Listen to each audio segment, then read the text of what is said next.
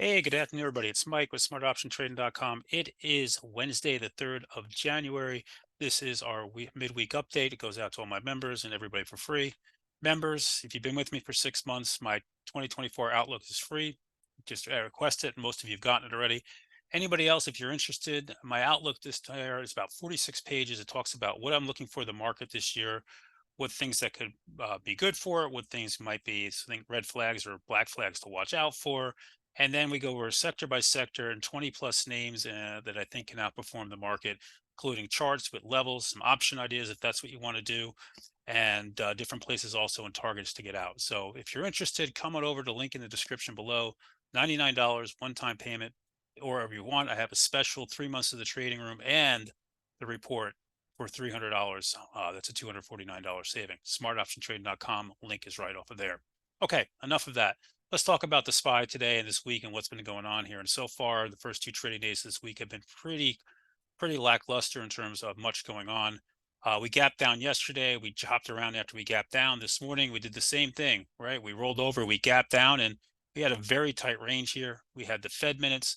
We had a very muted reaction to the Fed minutes. And here we are with a couple very tight range candles. So if you're looking at this now, your 52-week high is 477.55. Your all-time high on the SPY is 479.98. Got to remember that. And we've rolled over, right? We failed at the 8-day yesterday in the bounce. You've yet to hit the 21-day. So right now the question is, are we going to go and touch the 21-day and do we hold there? Or are we going to bounce and try to reconnect with the 8-day here? So if tomorrow is our third trading day of the year and only 4 trading days this week, we'll see what we do. If we cannot hold a 21-day, then we can get some actual weakness that comes into this market. You could find yourself back down to the 460 level, retake the 8-day, and don't be surprised if we quickly run up and tack that 480 area and make an all-time high on the SPY. Volume the last couple of days was pretty high. Today, again, not to be outdone, is already at 73 million shares with about 20 minutes to go here. Bitcoin, we talked yesterday in the room. We talked a couple times about being careful that this could be a buy the rumor, sell the news event with the ETFs.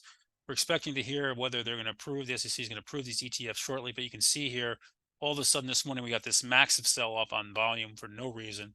We've come back up, but overall Bitcoin gave that nice pop back and came all the way back down. Very difficult to trade, not something I spend much time with.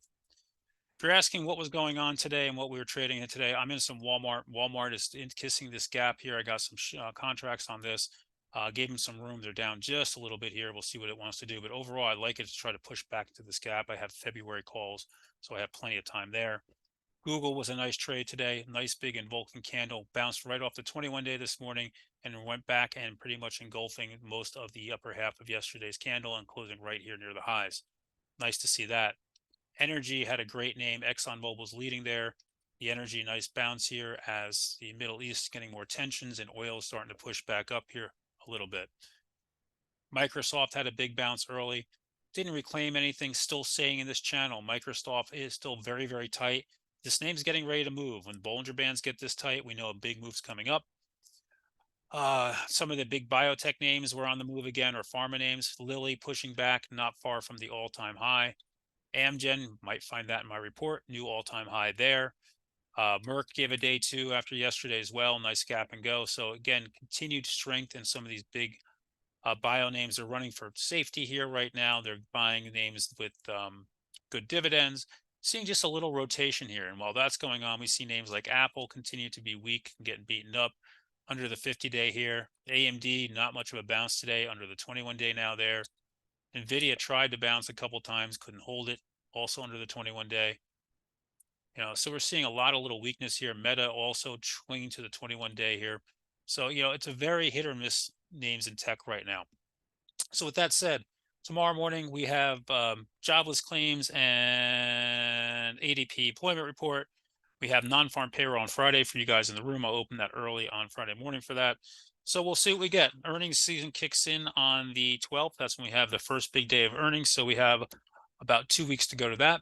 If you want to join me, link in the description below. I wish you guys all a good one and catch you guys bright and early in the morning.